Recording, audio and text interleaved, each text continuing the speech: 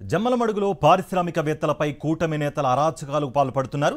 స్థానిక BJP MLA Adinarayana Reddy అనుచరుల dadagiri peak స్టేజ్కు చేరుకుంది. ఫ్యాక్టరీకి సంబంధించిన ప్రతి కాంట్రాక్టు తమకే ఇవ్వాలని ఎమ్మెల్యే ఆదినారాయణ రెడ్డి అనుచరులు దాదాగిరికి పాల్పడ్డారు.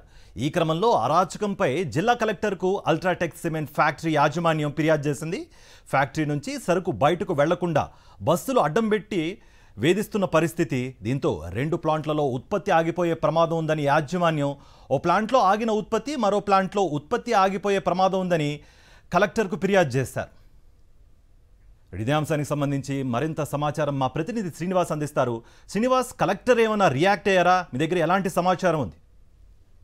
అల్ట్రాటెక్ సిమెంట్ ఫ్యాక్టరీకి సంబంధించినటువంటి యాజమాన్యం అయితే జిల్లా కలెక్టర్ కి ఫిర్యాదు చేసింది. ఫిర్యాదు చేయడంతో పాటు తమకు ప్రొటెక్షన్ కావాలని కూడా కోరిన నేపథ్యంలో జిల్లా కలెక్టర్, ఎస్పీ ఇద్దరు కూడా ఇప్పుడు సంయుక్తంగా అక్కడికి ఏదైతే అక్కడ చర్యలు చేపట్టడం జరిగింది. పోలీసుల్ని కొంత సెక్యూరిటీ కూడా ఏర్పాటు చేసి వాహనాలు రాకపోకలకు ఎటువంటి అడ్డంకి లేకుండా, అంటే ఏదైతే ఈ కూటమి నేతలు అడ్డుపెట్టినటువంటి బస్సును వాటిని అన్నింటినీ కూడా తొలగించి ఇమ్మీడియట్ గా రాకపోకలకి, అంటే ఉత్పత్తి అయినటువంటి సిమెంట్ ని ట్రాన్స్పోర్ట్ చేసుకునే దిశగా ఆ ప్రయత్నాలు అయితే కొనసాగిస్తున్నాయి. వాస్తవానికి మనం అక్కడ గమనించినట్లయితే జమ్మలమడుగు నియోజకవర్గంలో అధికంగా సిమెంట్ ఫ్యాక్టరీలు ఉన్నటువంటి పరిస్థితి ఉంది. ప్రతి ఒక్క కాంట్రాక్ట్ కూడా తమకే రావాలని చెప్పేసి ఆదినారాయణ రెడ్డి వర్గీయులు కానీ వాళ్ళందరూ కూడా పూర్తిగా ప్రెజర్ పెట్టినటువంటి పరిస్థితి. ఈ నేపథ్యంలో అల్ట్రాటెక్ సిమెంట్ ఫ్యాక్టరీకి సంబంధించి కొన్ని కాంట్రాక్టులు అక్కడ ఉన్నటువంటి ఆదినారాయణ రెడ్డి వర్గానికి ఇచ్చినప్పటికీ అవి చాలా మొత్తం వేరే వాళ్ళు ఉండటానికే వీల్లేదు.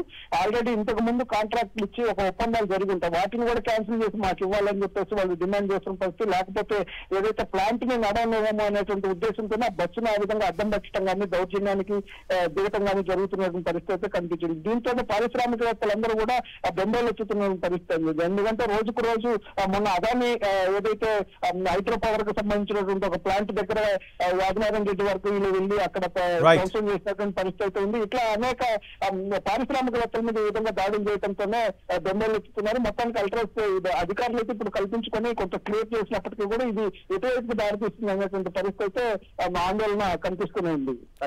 Thank you Srinivas.